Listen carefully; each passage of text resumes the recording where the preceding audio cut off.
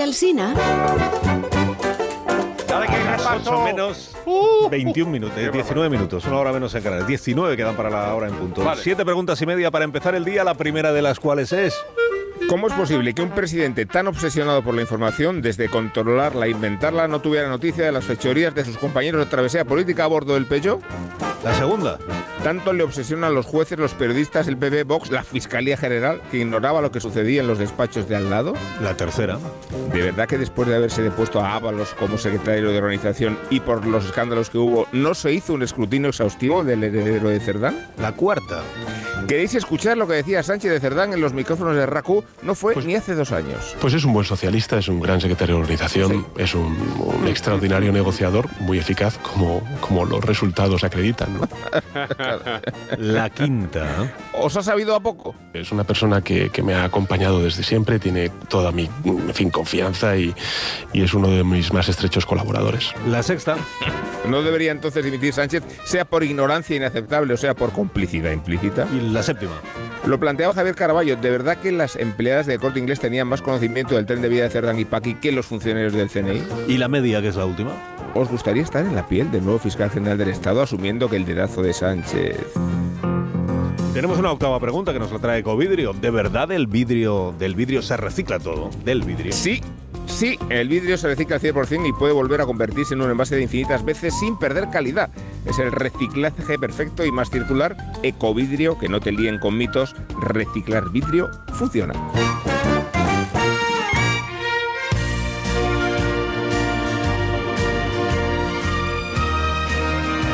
Los periódicos de esta mañana, ¿de qué tratan, Miguel? Monográfico tenemos hoy. Condenado es la palabra que más se repite en los titulares de prensa, aunque hace méritos una segunda: indulto. Todo por su orden. ABC escoge la primera para su portada, que coloca bajo una foto de gran tamaño de Álvaro García Ortiz, exfiscal general del Estado. Se adelanta El Mundo. El Periódico y El País repiten las mismas 4 palabras: el fiscal general condenado, aunque este último introduce un adjetivo en su antetítulo: polémico, fallo del Supremo. La Vanguardia estira un poquito más su principal titular y añade que se le condena por revelación de secretos. La Razón se centra más en la derivada política. Sánchez derrota y a la guerra total contra el Poder Judicial tras la condena al fiscal. Terremoto en el gobierno, recoge El Confidencial, por su derrota judicial. Todos los diarios inciden en que la sentencia todavía no está redactada, pero claro, aquí cada uno carga las tintas hacia un lado. El País, por ejemplo, subraya que la condena divide a la sala, y El Mundo destaca, en cambio, que una mayoría de jueces ve probado que García Ortiz difundió datos privados de la pareja de Ayuso. Este diario, al igual que La Razón, ilustran la noticia de apertura, no con la imagen del todavía fiscal general, sino con la de un Pedro Sánchez con el gesto torcido ayer en el acto del Congreso, en el que se presentaba la serie Anatomía de un instante. De su breve intervención se lee hoy entre líneas esto que dijo. En principio era en el contexto del 23F. Hay que defender la democracia de aquellos que quieren tutelarla. La Vanguardia lo traduce sin muchos rodeos. Sánchez critica el abuso de poder tras el fallo.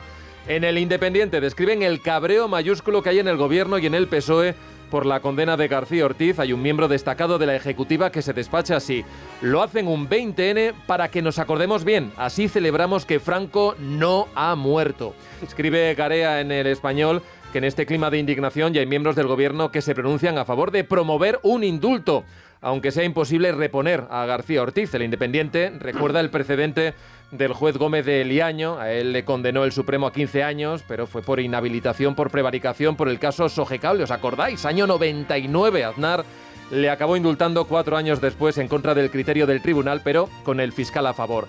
Y Carlos Cue, que cita en El País a 3 ministros, 3 que estallan, pero en privado. Voy de menos a más. No son conscientes de lo que han hecho, dice el primero. Viene el segundo: esto es un fallo político.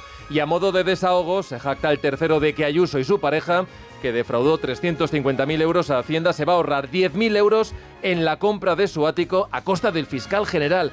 Esto, dice, es una burla. Rapidísimamente, otros asuntos en los periódicos de hoy, pero muy rápido, ¿eh? Bueno, sobrevuelo con los editoriales porque para El Mundo la condena interpela directamente al presidente y es una expresión de la fortaleza del Supremo. En esa misma línea, La Razón apunta que Sánchez debería incluir entre los damnificados y le rogan que se abstenga en un futuro de profetizar el sentido de las sentencias que le afectan. ¿Quién va a pedir perdón a los jueces? Se pregunta ABC, que acaba pidiendo también elecciones, y El País, que se refiere al fallo como una sacudida institucional sin precedentes que afectará al sistema de justicia español. Gracias, Miguel. Buen día. Ahora despegamos con Iberia. ¿Viajas por trabajo? Con el programa On Business de Iberia, tu empresa gana porque tú vuelas. Te devolvemos el 5% de tu consumo para tu próximo viaje. Si eres una empresa, date de alta en iberia.com y haz que cada viaje sume. Más de uno. En la hoguera de Belmonte, ¿qué arde esta mañana, Rosa? Pues Federico titula su columna en El Mundo: anulada la sentencia de Pedro Sánchez. Javier Redondo, en el mismo periódico, la titula: Sánchez calcina a otro dócil peón. José Hermida, en El País, titula su columna: Pa'lante. Y Camacho, en ABC, falta el indulto. En La Razón hay una página entera que pone lamentos en la Fiscalía. Esto se podía haber evitado. Fiscales recuerdan que se pidió su cese para evitar que la institución pasara por este trance. En todos los periódicos, y en este caso todos están de acuerdo, Meta condenada a pagar a los medios españoles 542 millones por competir de manera desleal en la publicidad digital. Los que más espacio dedican, los periódicos regionales de Vocento, sale, por ejemplo, Irene Lanzaco, que es la directora general de AMI, la Asociación de Medios, y dice: en el juicio tenían más abogados que empleados en España. En El País, una familia alemana con 2 niños muere envenenada en Estambul después de analizar toda la comida que habían ido por la calle. Era porque la habitación de abajo, en el hotel donde se hospedaban, había sido gaseada por insectos. En La Razón, Cerdán recibió un botín de 180.000 euros. En 8 años se embolsó con su familia esta cantidad de dinero procedente de mordida a través de contratos, pisos y una tarjeta. Yo no digo que no sea dinero y que no esté mal, pero esto es de pobres. ¿Cómo van a ser 180.000 euros solo? En El País, el despido de Alessandro Lecchio, un hito televisivo contra el machismo, aquí sacando pecho. Y una entrevista con Antonio Delate: lloro de alegría y de paz con el despido de Lecchio. En El País, el golpe de Estado triunfa como serie en el Congreso. En el periódico, Cercas pide que se desclasifiquen los papeles del 23F. Cercas ya es como la máxima autoridad del PSOE, aquella señora. Él del 23F. Y hay quien se lo cree. En ABC, el Congreso celebra los 50 años sin Franco con una performance en el hemiciclo. Y hay una foto de una acróbata. Pero lo más importante es que uno de los actores que leyó un discurso de la época, el de Miquel Roca, se fue haciendo el pino y andando con las manos. Y nadie cogió la foto. En La Razón, Urtasun dice: se habla poco de Franco. Amárrame los pavos. Ahora el despertar liberal de Carlos Rodríguez Brown con estas noticias de empresa, profesor. Ya mismo expansión. Santander ficha al CEO de Sanitas para crecer en seguros. Hay un editorial sobre la condena de García Ortiz que dice: el fallo cierra una página negra en la historia del Ministerio Fiscal y certifica el uso partidista de las instituciones públicas por parte de Sánchez. Claro que sí. 5 días usurpó el terreno de Félix. ¿Por qué? Porque Telefónica se ha asegurado la Champions hasta 2031 por 1.400 millones. El Economista: las ayudas del Estado para pensiones equivalen ya a todo el déficit público. Y estos caraduras nos aseguraron que habían resuelto las pensiones subiéndole los impuestos a usted, señora. Prensa económica internacional, mira, hablando de impuestos. Financial Times nos habla de que hay un plan del gobierno de Japón, otra vez, que van a estimular el gasto público con 135.000 millones de dólares. Y esto no funciona nunca, señores. Wall Street Journal, ay, mal de muchos. La clase media en Estados Unidos está sufriendo, claro, después de 5 años de inflación. Y terminamos con The Economist, la revista británica que sale hoy, que dice que los gobiernos ya deberían dejar de subir el salario mínimo después de una década, claro, de haberlo subido. Dice que hay otras formas mucho mejores para luchar contra la pobreza. ¿Y la viñeta económica de hoy cuál es, profesor? Buenísima, Caín en La Razón. En una lápida se lee: Francisco Franco, nacimiento 1892, fallecimiento pendiente de autorización gubernativa.